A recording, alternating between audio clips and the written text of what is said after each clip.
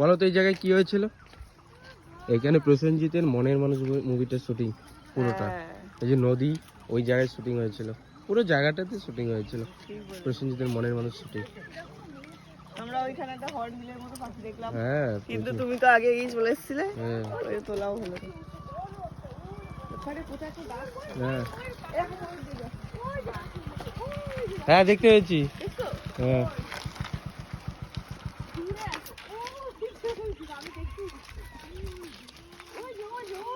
ওই যে হ্যাঁ, আরে এই যে এখনো আছে, আমি দেখতে পাইনি। ময়ূর দেখতে পেয়েছে নাকি? দেখছো সোজাসুজি?